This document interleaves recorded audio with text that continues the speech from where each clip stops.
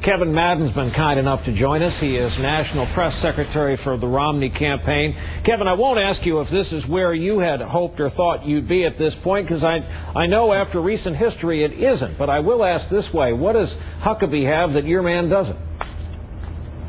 Well, I think Mike Huckabee has identified with social conservatives on issues like marriage and issues like life. What we have right now is two governors, both of them pro-life, both of them pro-traditional marriage.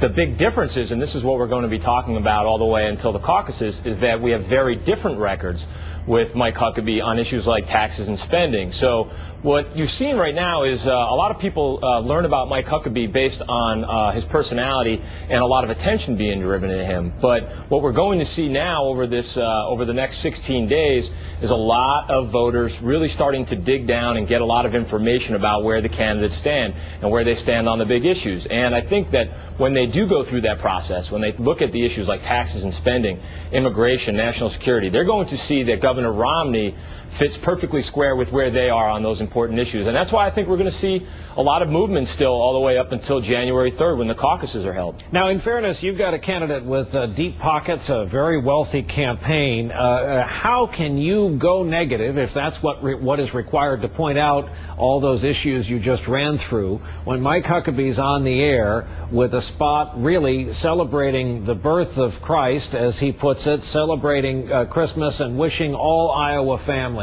a Merry Christmas and a happy holiday season? Well, Brian, I firmly believe, and I've seen this through every single campaign I've worked on, that candidates, that essentially voters make their decisions based on the big issues. They want to know where candidates stand on the issues that are important to them. If you go across Iowa, you really hear what people care about is they care about taxes. They care about the economy. They want to see the economy grow. They really worry about securing the borders and illegal immigration. And what we're doing right now, all the way until January 3rd, is we're drawing the contrast between the candidates.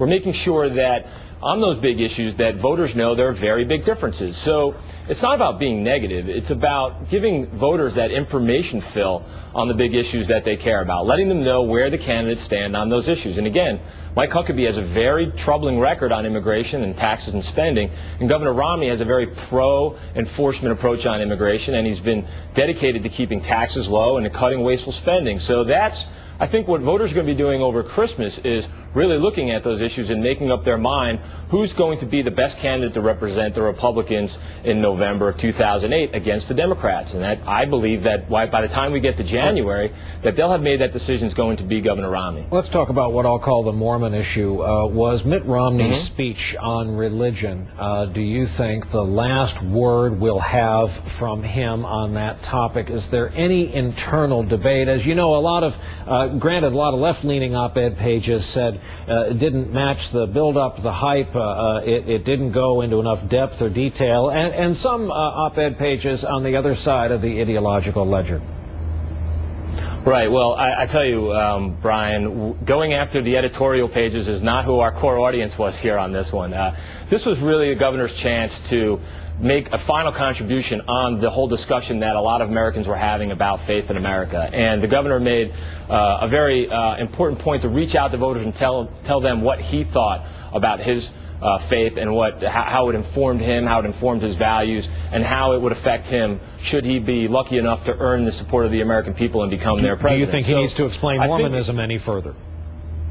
No, I think candidates having to go and explain the tenets of their religion is not what people are looking for. What people want to know is, do you have the same values that I have? Do you share the same hopes, dreams, and aspirations for the country that I do? And is there going to be not only a separation of church and state, but in the public square, how is it going to inform how you make decisions based for the country?